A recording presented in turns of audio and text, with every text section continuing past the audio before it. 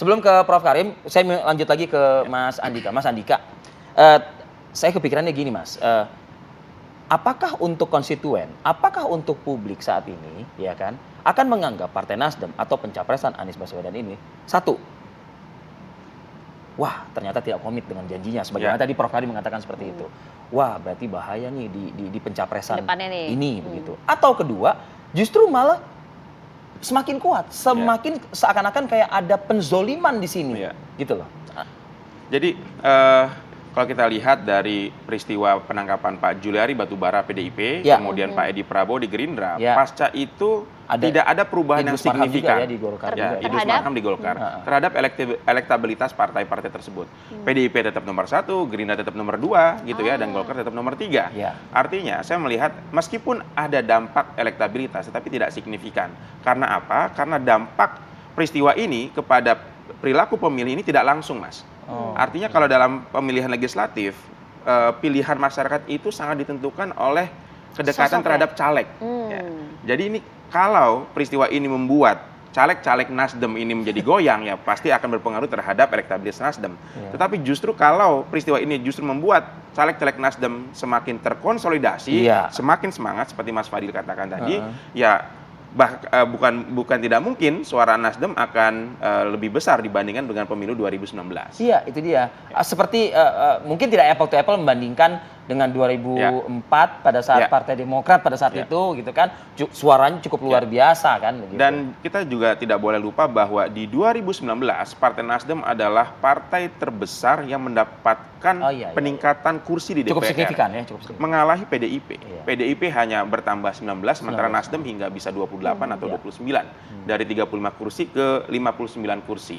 Dan Partai Nasdem menjadi partai nomor 1 dalam aspek peningkatan kursi di DPR dan elektabilitas di 2019.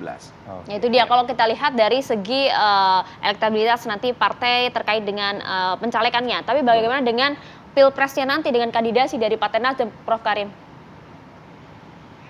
Sebenarnya begini, pengikut partai itu kan bisa dibagi-bagi ya. Ada yang menjadi penggemar biasa seperti penggemarnya musik, ada yang penggemar ideologis, itu yang mereka mengidentifikasi sebagai bagian dari partai itu. Nah, mereka yang mengidentifikasi menjadi bagian dari partai itu sangat stabil dan amat konstan terhadap pengaruh apapun. Dan ini sebenarnya loyalitas yang dibangun oleh identifikasi kepartian seperti ini bagus untuk mengukuhkan bangunan partai politik, tapi jelek bagi pembangunan demokrasi. Jeleknya di mana? Karena eksesnya apapun perubahan yang ditawarkan dan itu menentang, melawan, menggoyahkan keyakinan partai, dia akan tolak gitu. Dan dia akan kukuh pada siapapun yang dimajukan oleh partainya tanpa evaluasi. Jadi kita akan melihat secara teoretik beda antara sikap politik dengan identifikasi kepartaian. Sikap politik adalah tindakan memilih atau tidak memilih partai atau sosok yang dicalonkan oleh partai disertai atau dilandasi evaluasi. Sedangkan identifikasi kepartian itu ya samina wa atona, terima saja karena dia sudah menjadi bagian dari itu. Sama seperti misalnya ketika saya adalah sangat loyal pada timnas, mau kalah mau menang saya puja timnas. Tapi kalau saya hanya punya sikap yang kritis terhadap timnas, saya akan apresiasi ketika mendapatkan emas, saya kritik ketika gagal gitu, tapi tidak akan pernah menggoyahkan saya sebagai Indonesia gitu ya. Nah, jadi menurut saya bagaimana hubungan ini dalam konteks elektoral akan sangat ditentukan oleh beberapa aspek. Pertama, ikatan emotional attachment yang dibangun oleh pemilih dengan partai, itu satu. Yang kedua, yang lebih menentukan sebenarnya adalah sosok calon presiden gitu ya. Karena apa? Karena kita tahu sejauh kasus ini tidak membatalkan Nasdem atau dari peserta koalisi ini, ya Anies Baswedan akan aman-aman saja. Toh tidak ada hubungan langsung antara kasus ini dengan calon presiden yang diusung meskipun Anies Baswedan Nasdem. langsung mendatangi malam itu juga ke kantor Nasdem dan bertemu dengan ketua umum. Dan apa yang dikatakan oleh Anies Baswedan sangat menarik.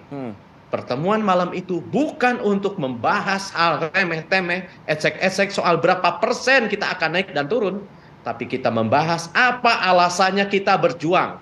untuk menegakkan ini. Jadi menurut saya itu adalah sebuah tendangan yang mendorong, yang menendang gitu ya. Dalam pengertian apa? Dalam pengertian makin jelas mengapa Nasdem dan Anies Baswedan harus berjuang. Dan sebuah tindakan yang dilandasi oleh keyakinan mengapa harus lakukan itu akan menjadi sebuah tindakan yang dahsyat. Yang ketiga, apa bedanya Ripi Karim Suryadi dan politisi?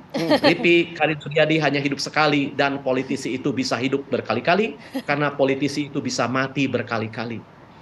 Artinya apa? Kematian peristiwa sekarang bukan kematian yang selamanya. Karena partai bisa membuat ombak, layaknya ikan membuat ombak untuk hidup, maka partai akan bermanuver untuk memulihkan citra dan lain-lain. Mas Tri? Ya, jadi peristiwa ini tidak bisa dilepaskan dari sikap politik Pak Surya Paloh, Nasdem yang mendukung Anies Baswedan. Sehingga apakah ini akan merubah haluan politik Nasdem? Saya ragu ini akan merubah sikap Nasdem untuk menarik dukungan dari kepada Pak Anies Baswedan.